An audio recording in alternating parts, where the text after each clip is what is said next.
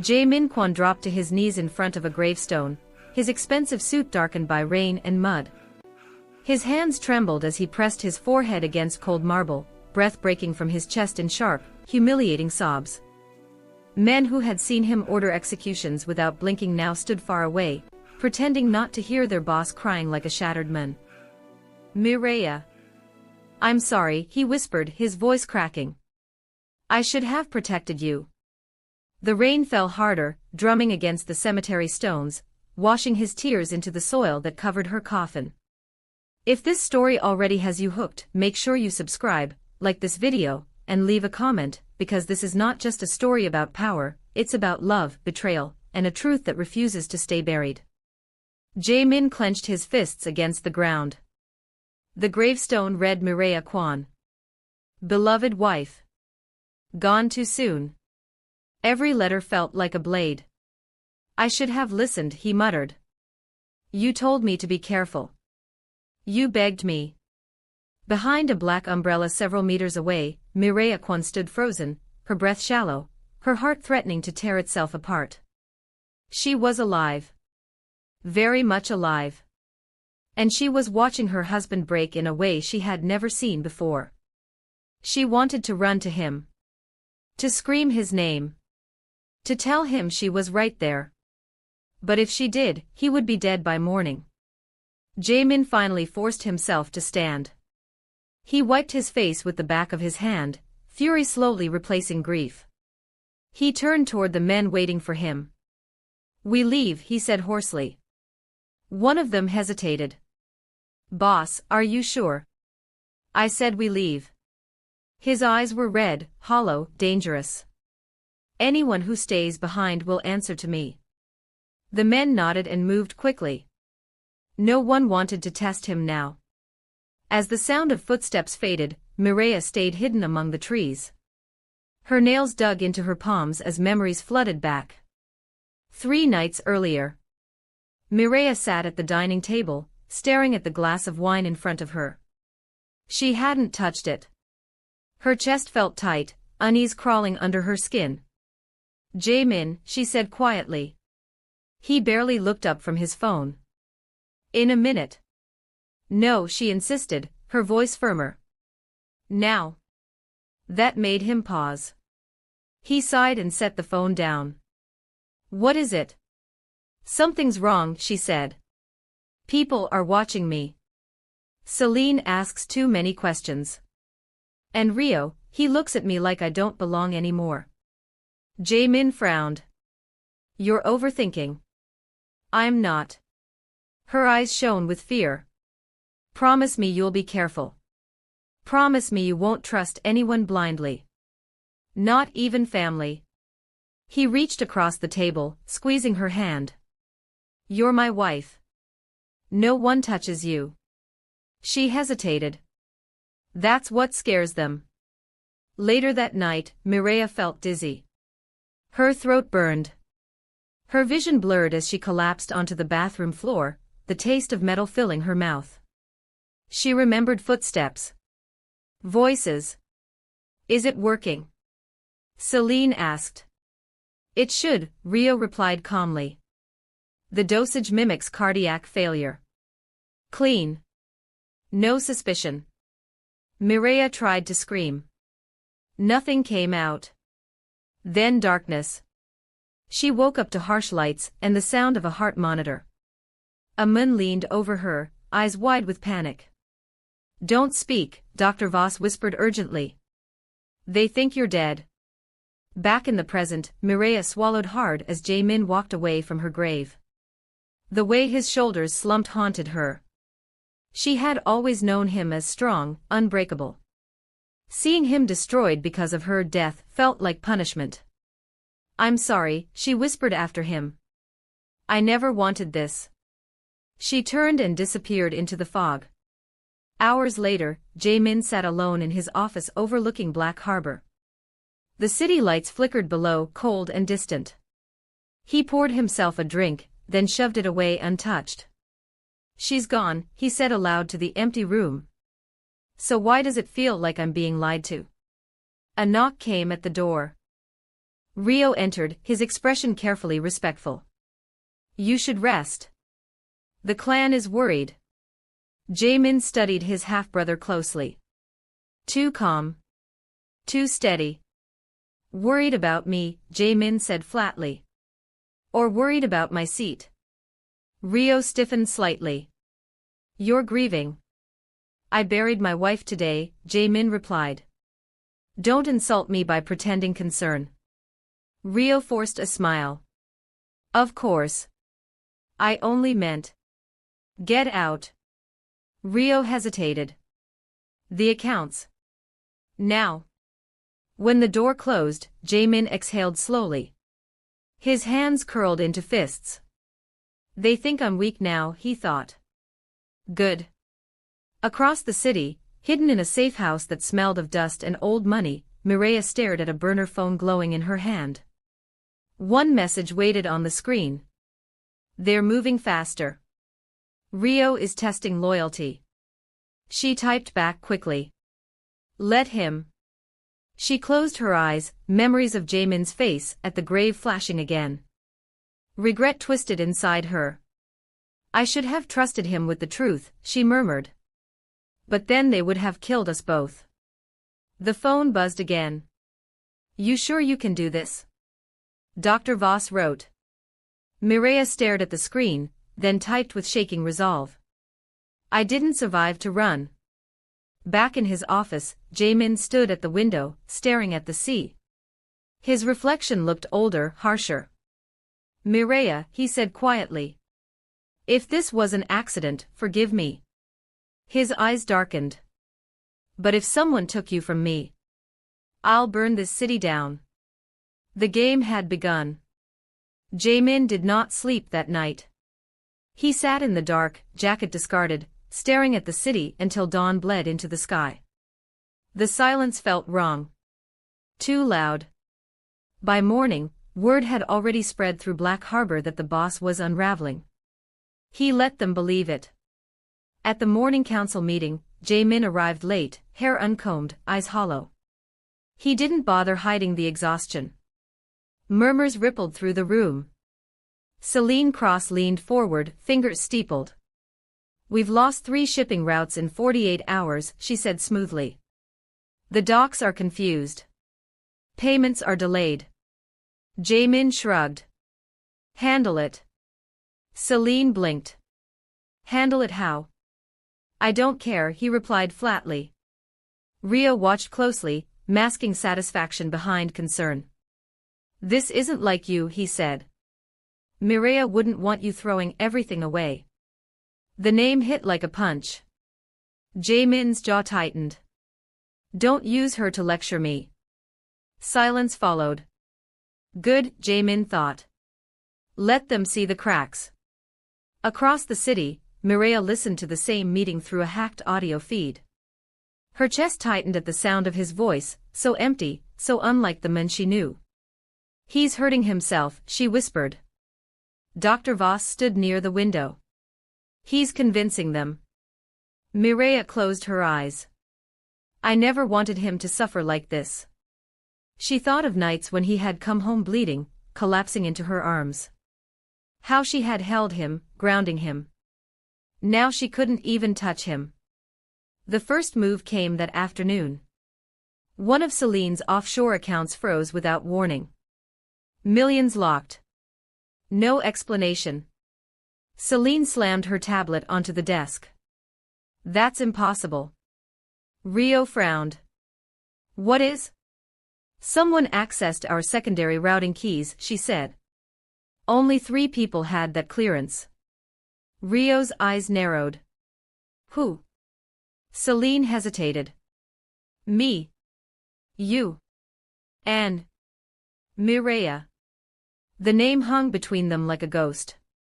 That's not funny, Rio snapped. I'm not joking, Celine replied, unease creeping in.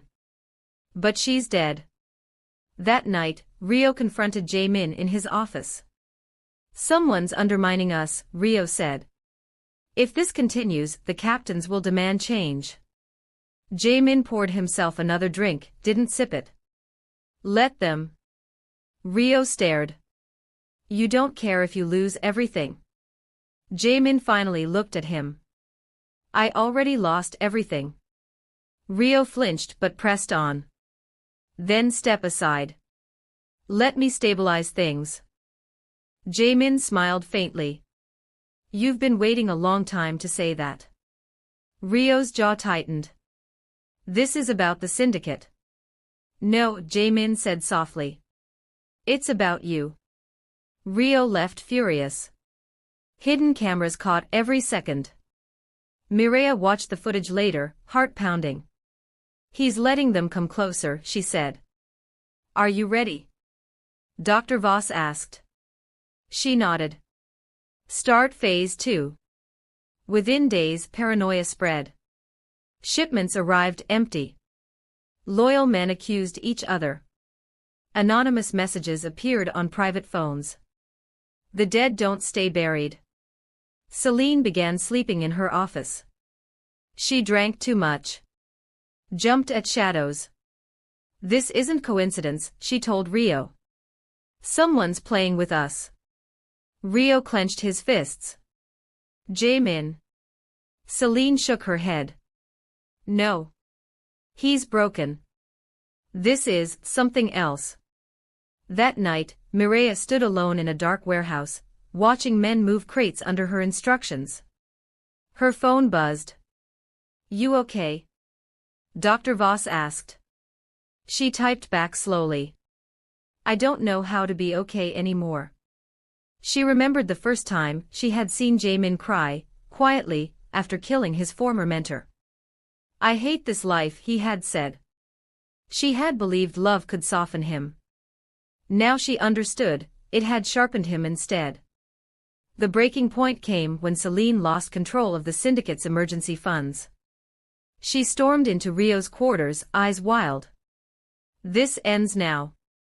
We call the captains. Rio nodded slowly. Agreed. When Jaemin received the summons, he smiled. In the middle of the story, if you're still watching and enjoying the tension, hit that like button, subscribe, and drop a comment. It helps this channel grow and tells me you want more stories like this. The night of the assembly, Black Harbor buzzed with anticipation. Jaemin arrived alone. Celine stood at the center, composed but pale. Rio addressed the room. Our leader has been compromised, Rio announced. Grief has clouded his judgment. For the sake of the syndicate, I call for a vote. Jaemin said nothing. Celine avoided his eyes. The lights suddenly went out. Gasps filled the room. Screens flickered to life. Audio played. Celine's voice echoed, once she's gone, he'll be manageable. Rio's voice followed, make it clean. He must believe she's dead.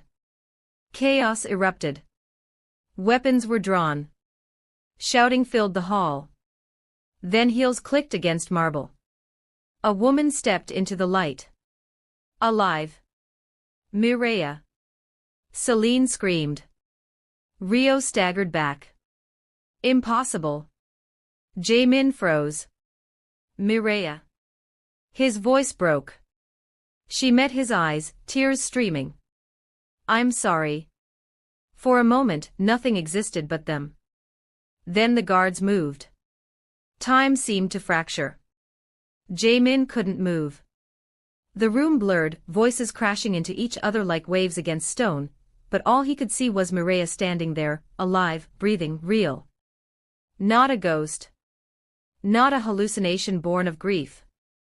You're dead, Rio whispered, backing away. I watched them lower your coffin. Mireya's voice was steady, but her eyes betrayed everything she was holding back. You watched a lie. Celine collapsed into a chair, hands shaking violently. No, no, this isn't happening. Jaemin finally took a step forward. Then another. His breath hitched. Say something, he begged, barely audible. Please. Tell me I'm not losing my mind. Mireya swallowed. You're not. His knees nearly gave out. The guards hesitated, uncertain who to protect. Jaemin raised a hand slowly. Everyone out, he said. Rio snapped, you can't be serious. Out, Jaemin repeated, his voice deadly calm. No one argued.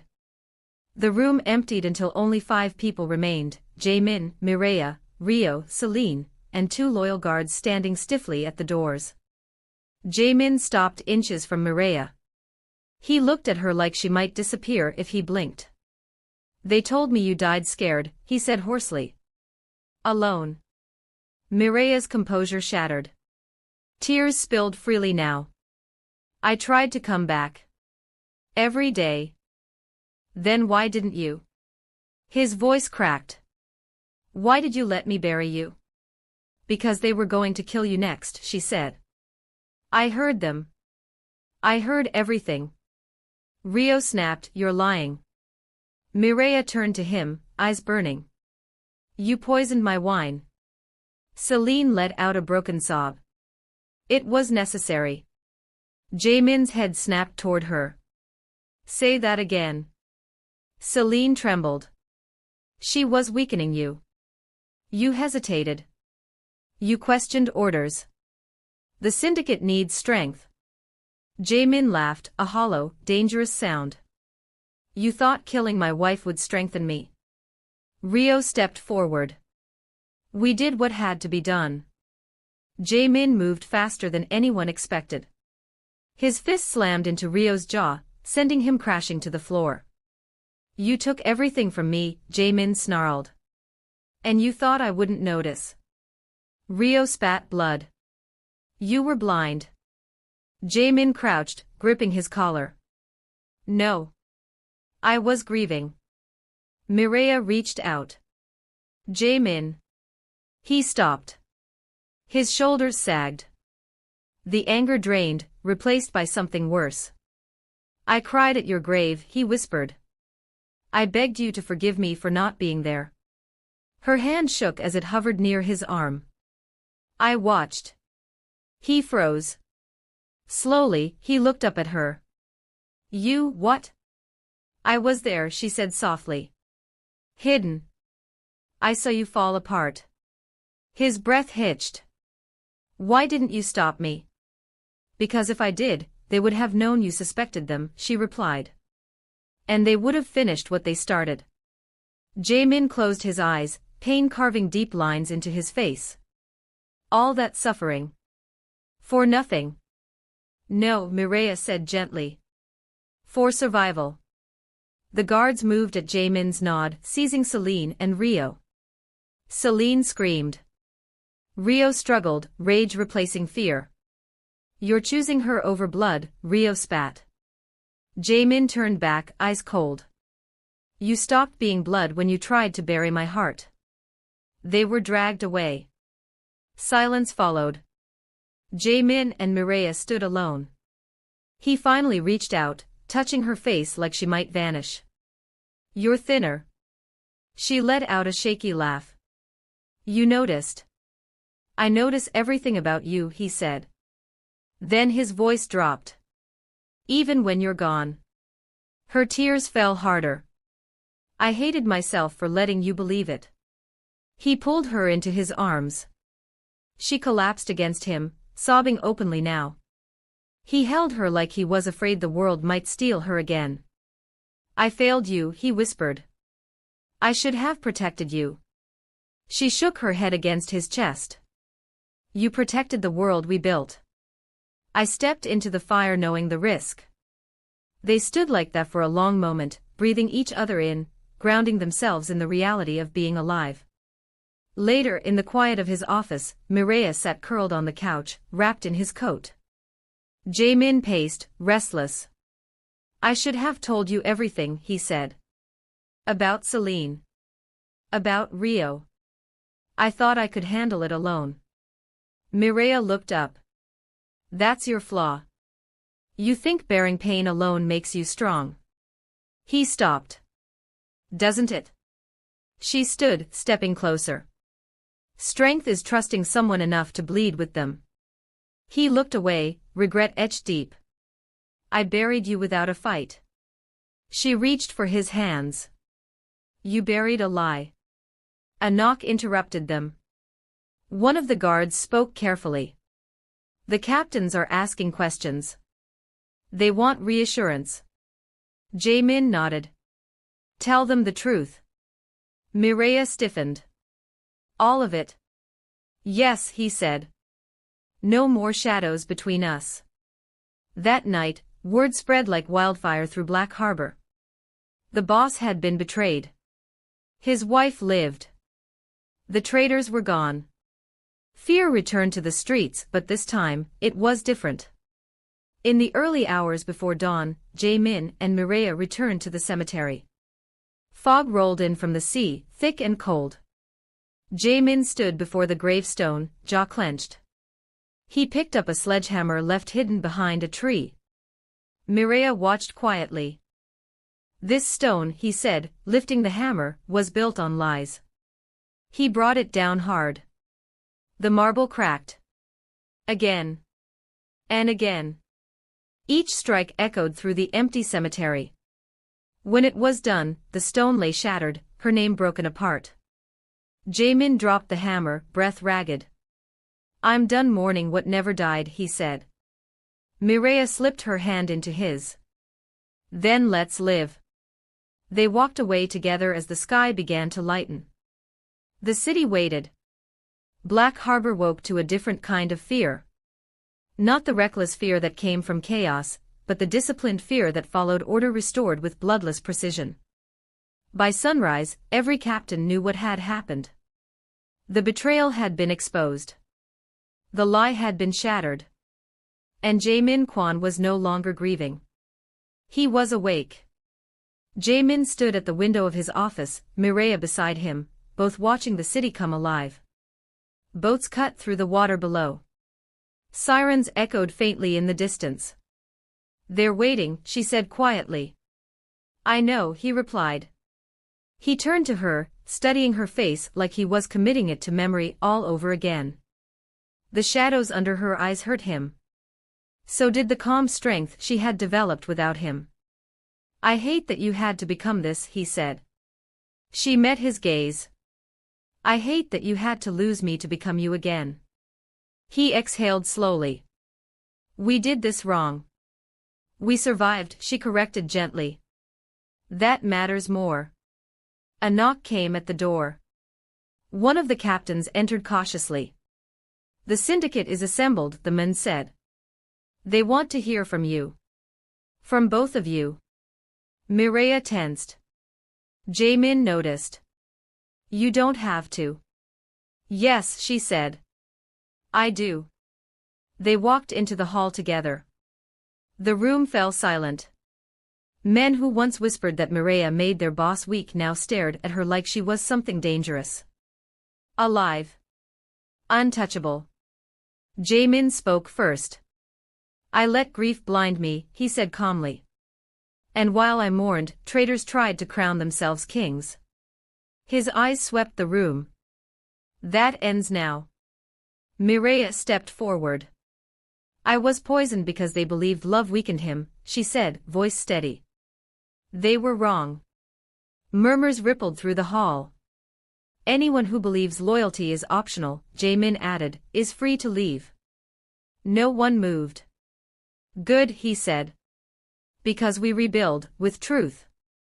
That night, Celine and Rio were removed quietly. No spectacle. No mercy. Their power dissolved like smoke. In the days that followed, Jae-min changed. He listened more. Spoke less. Delegated smarter. And for the first time, he stopped hiding Mireya. She sat beside him at meetings. Walked with him through territories once soaked in blood. Her presence didn't soften him, it steadied him. Still, regret lingered. One evening, long after midnight, Mireya found him sitting alone in the kitchen, staring at a cold cup of coffee. You're thinking again, she said softly. He nodded. I keep replaying that night. You warned me. I didn't act. She sat across from him. You didn't know. I should have, he said. I trusted the wrong people. I trusted blood over truth. She reached across the table, squeezing his hand. And I trusted silence over you. He looked up. You don't blame me. I blame fear, she said. And I don't want it between us anymore. He swallowed hard. Neither do I. Weeks later, they returned to the harbor docks where it had all begun. Jae-min watched the waves crash against the pier. If I had lost you. You didn't, she said. But I almost did, he replied. And I don't want power that costs me you. She leaned into him. Then don't rule like you used to. He considered that. Then nodded. Rule with me. She smiled faintly. That's all I ever wanted. The city adapted quickly. Crime didn't disappear, it evolved. Smarter. Quieter. Controlled. And the story of the boss who cried at his wife's grave became legend. Some said grief broke him. Others said it sharpened him. But only a few knew the truth. That love didn't make him weak. It made him lethal. One last time, they visited the cemetery. Where the broken stone once stood, there was now nothing. Just earth. Clean. Honest. Mireya took a breath. Do you regret it? Jae-min shook his head. I regret the pain. Not the lesson. He looked at her. I'll never let the world bury you again. She smiled through tears. And I'll never watch you suffer alone again. They walked away hand in hand as the sun rose over Black Harbor, two survivors who refused to be ghosts. If this story moved you, like the video, subscribe to the channel, and comment below what you think should happen next. Your support helps keep stories like this alive, and trust me, there are many more waiting to be told.